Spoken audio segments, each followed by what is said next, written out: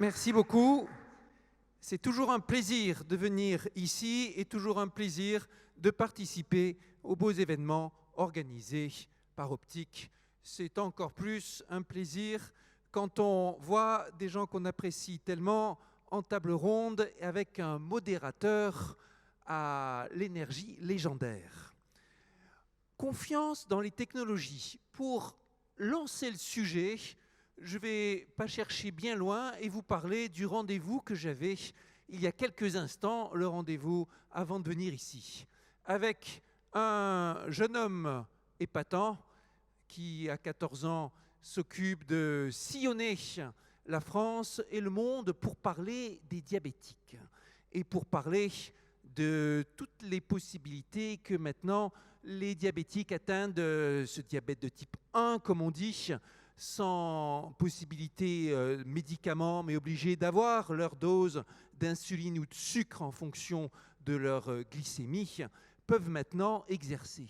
Et le jeune homme qui a fondé son association, qui s'occupe de rencontrer tous les politiques pour faire changer les réglementations qui barrent l'accès, par exemple, à la fonction publique à des personnes atteintes de diabète, le jeune homme me montrait fièrement la technologie qui l'aide à vivre au quotidien avec un dispositif de captation de glycémie qui se fait par simple application d'un téléphone portable près de sa poitrine et un dispositif de pompe avec jusqu'à 3 jours de réserve d'insuline géré par Bluetooth qui détermine en fonction des mesures de glycémie, en fonction de différents paramètres, automatiquement quelle va être l'action.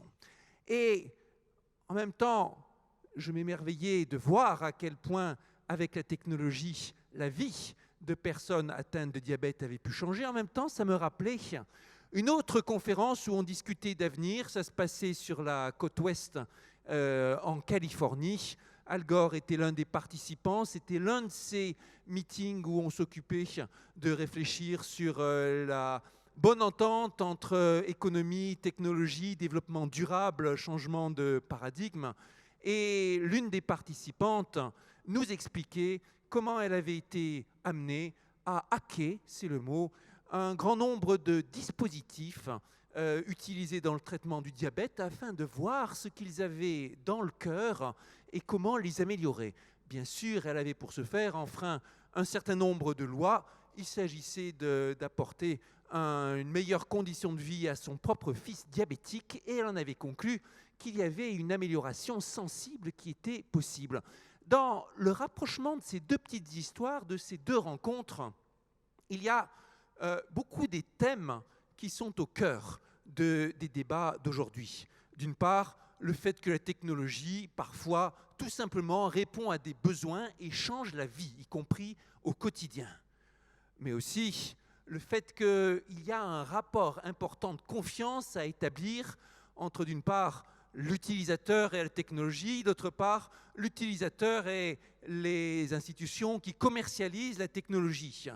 Et puis, je vous parlais de cette possibilité de hacker les dispositifs. Bien sûr, elle est réjouissante quand c'est de la part d'un hacker éthique qui utilise cela pour faire le bien et améliorer le dispositif. Elle l'est beaucoup moins quand on se dit que ça pourrait être de la part de quelqu'un de mal intentionné. Et on sait bien à quel point les objets connectés présentent des fragilités et des défis nouveaux en termes de cybersécurité. Je me souviens d'un colloque sur la cybersécurité dans lequel Hadi Shamir, l'une des plus grandes célébrités mondiales en la matière, nous disait, Franco, les objets connectés, c'est ça qui m'empêche de dormir. Et ici, on voit bien aussi le rapport à la compréhension. D'une part, les algorithmes qui sont développés aujourd'hui en intelligence artificielle sur des sujets aussi sensibles que la médecine, que la mobilité autonome, ils ont leur part d'ombre et c'est normal au vu des technologies qu'on utilise. Si c'est de l'apprentissage profond, on laisse l'algorithme déterminer par lui-même quels sont les paramètres qu'on va utiliser. Et d'autre part, dans le cas que je vous exposais, le diabète lui-même est une maladie mystérieuse qui peut tomber sur n'importe qui à peu près n'importe quand et les dispositifs biologiques en général ont déjà leur part d'ombre. Alors vous vous dites, quand vous y réfléchissez en face, comment agréger, comment trouver la bonne voie dans de telles circonstances? Incertitude sur la technologie, incertitude sur la sécurité de la technologie, incertitude sur la maladie, lien de confiance à établir. Et pourtant, à l'arrivée, une amélioration incontestable de la qualité de vie, pourvu qu'on la prenne avec le bon état d'esprit. Et puis derrière aussi, bien sûr, la question comment traiter au plan économique de la bonne manière ces dispositifs. Quand vous avez un monopole qui s'occupe de gérer les données, qui s'occupe de développer la technologie, comment être sûr que la technologie ne va pas être bridée, sous-développée, et comment garantir le bon niveau de compétition qui se fera dans l'intérêt général. Derrière tout cela, il y a aussi bien sûr la question de la transition. Transition entre un mode de vie et un autre, transition entre un modèle économique et un autre, transition dans notre rapport avec la technologie. Et on le voit, avec, et ça a aussi été évoqué dans la table ronde, avec l'avènement de la technologie, on acquiert de nouvelles façons de penser, de se représenter. Pour le diabétique que j'évoquais, ça va être un sentiment de sécurité qui pourra être transformant et changer la façon de vivre. Pour quelqu'un qui se retrouve, au hasard, un homme politique, sans arrêt en train de se demander quel est le nouveau coup de fil qui va tomber, la nouvelle urgence à laquelle il va falloir répondre, le nouveau tweet assassin qu'il va falloir gérer en urgence. Et pour ceux qui ont suivi l'actualité d'hier, c'est un peu ce qui m'est tombé dessus à la suite d'un rapport parlementaire qui a déclenché une tornade pour pas grand-chose, avec l'un des rapporteurs faisant une sortie malencontreuse avant la parution du rapport sur une forme qui prêtait à confusion sur le thème du rapport et sur son objet. Et voilà les informations en boucle qui défilent, parlant de rapports explosifs, et vous vous sentez juste incapable de vous concentrer sur l'endroit où vous êtes, sur les personnes avec qui vous êtes et sur le sujet de la réunion qui vous occupe, tout occupé à déminer une situation qui est d'autant plus hors de contrôle qu'elle passe par 1000 canaux à la fois. Donc un changement dans la façon dont on se représente, dans le sentiment même de lieu et d'espace qu'on peut avoir. La technologie, ça transforme la façon d'être au quotidien. Et ça, c'est une transition qui nous affecte tous. Face à l'inconnu, face à la transition, le réflexe de peur est naturel et parfois sain. La peur, c'est ce qui fait que vous n'allez pas vous hasarder dans un environnement plein de dangers inconsidérément. La peur, ça peut cependant avoir des conséquences très variables. Il y a la peur qui vous pousse à agir et il y a la peur qui vous paralyse.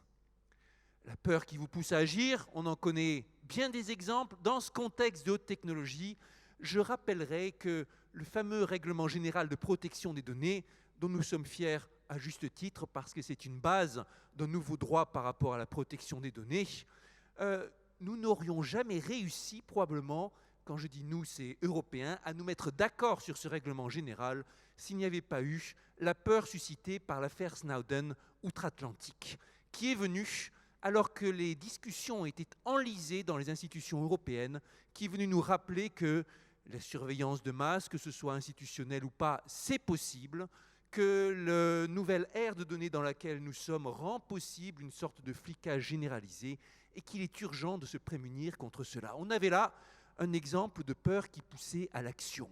Et puis, la peur qui paralyse, on en a tellement et tellement d'exemples. En particulier dans ce contexte d'intelligence artificielle, c'est un des risques qui guette l'Europe, celui de discuter tant et tant des possibles dangers de l'intelligence artificielle et des règles d'éthique à avoir et à aborder, d'en discuter tant et tant que finalement, on ne se lance jamais dans l'action. C'est tellement un danger qu'on a vu, que j'ai pu voir à l'Office parlementaire scientifique en particulier, des associations s'intéressant à l'éthique en IA changer leur discours dans la dernière année ou dans les 2 dernières années pour nous dire « Ok, c'est très important l'éthique, mais s'il vous plaît, ne nous blindez pas de règles de protection au niveau des lois, au niveau des institutions, sinon les développements ne se feront juste pas. » où ils se feront ailleurs avec des valeurs que nous ne maîtrisons pas et une culture qui n'est pas forcément la nôtre.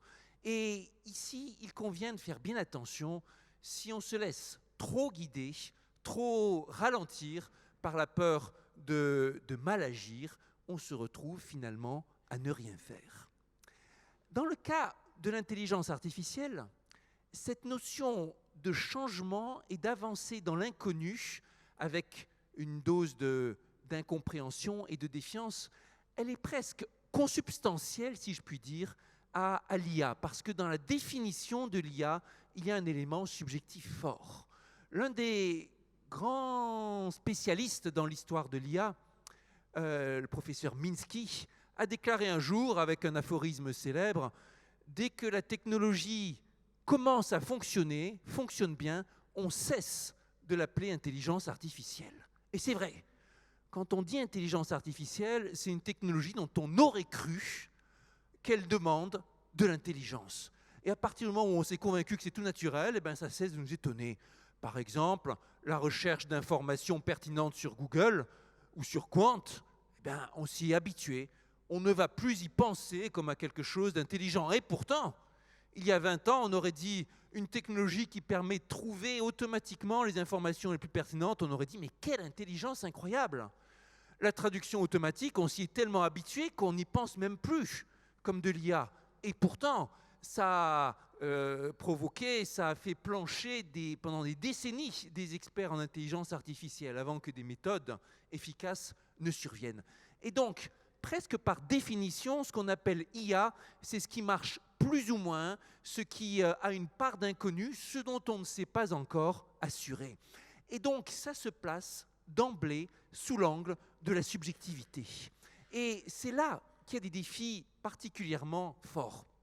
Tout à l'heure, vous évoquiez dans la présentation le rapport que j'ai pu proposer au gouvernement il y a un peu plus d'1 an et qui portait sur toutes les dispositions à prendre pour, d'une part, raffermir la place de la France et de l'Europe tant qu'à faire en intelligence artificielle, et d'autre part, faire en sorte que cette intelligence artificielle profite en plus grand nombre, soit développée pour le bien, pour le progrès.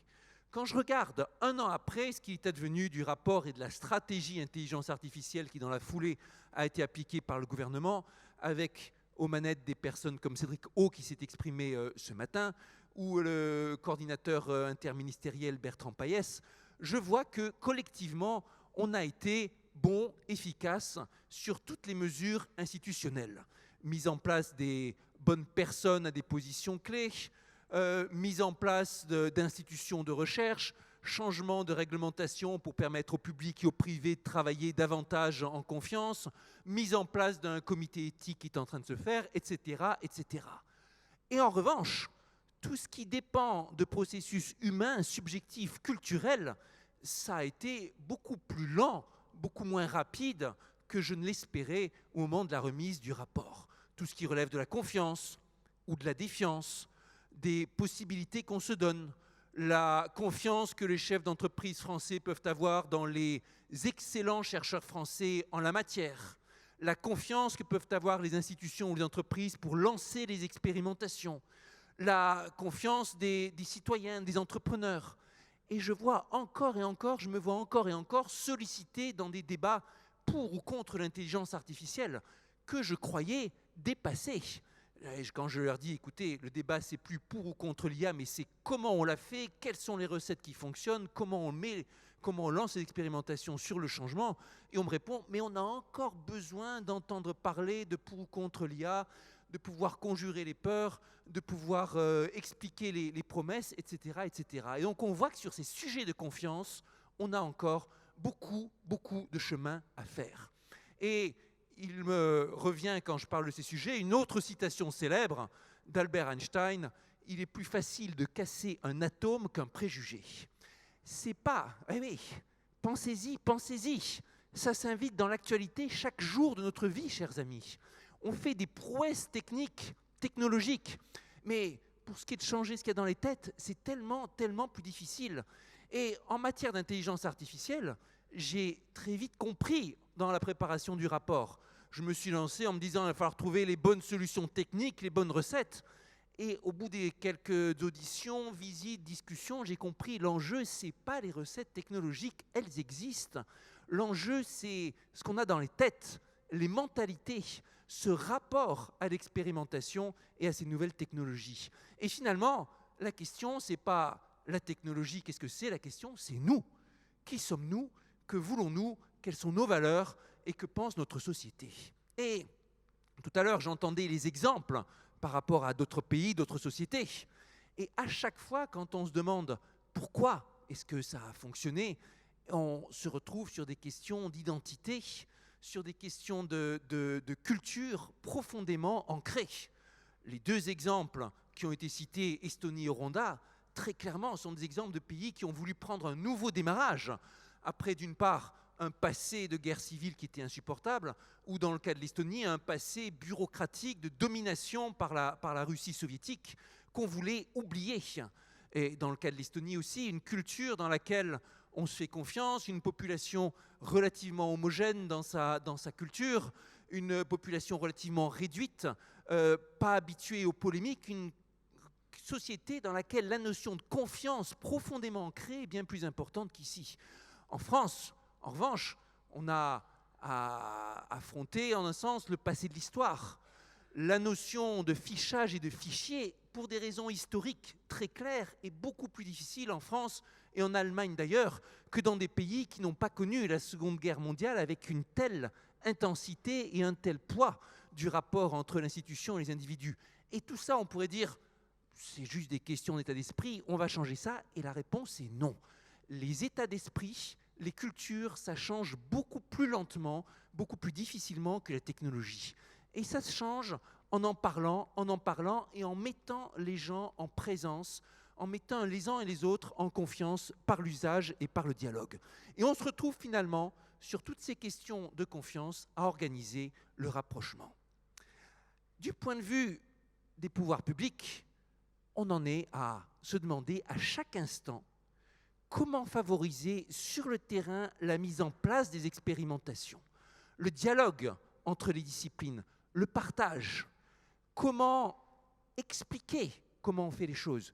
Et on se retrouve dans une situation où parfois on se bride par simple peur de la polémique, par peur de briser le lien de confiance. Et je l'ai vu, et parfois ça a été quelque chose de difficile pour moi, de voir à quel point la puissance publique pouvait être réticente à mettre en place une solution dont on voyait clairement qu'elle était la plus efficace, mais dont on avait peur qu'elle mette en œuvre des peurs irraisonnées.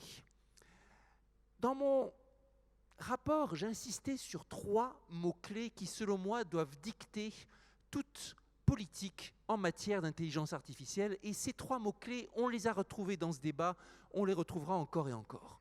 Le premier, c'est l'expérimentation et la façon de se lancer dans ces expérimentations pour un sujet qui s'est développé de façon extraordinairement pragmatique et pour lequel on est forcé d'accepter une part d'incertitude. Le deuxième, c'est celui du partage. Pour un sujet qui se construit par le partage de compétences et par le partage de données. Et les données, comme ça a été bien dit, c'est quelque chose qui décrit des choses sur nous et qui, en conséquence, est extrêmement personnel et sensible. Et le troisième sujet, c'est celui de la souveraineté. Souveraineté entre les institutions, souveraineté entre les États et aussi souveraineté de l'humanité par rapport à la technologie. Afin de garder en tête à chaque instant que la technologie, on doit la concevoir et la développer pour qu'elle nous serve et non pas pour que nous soyons ses serviteurs. À la fin, le grand sujet ici sont les mêmes questions sous une forme renouvelée que celle qui se posait au moment de la Renaissance. Quelle forme de progrès pour améliorer la relation de l'humain à la nature? Quelle forme de progrès, quels outils pour améliorer la relation des humains avec les humains? Je vous remercie.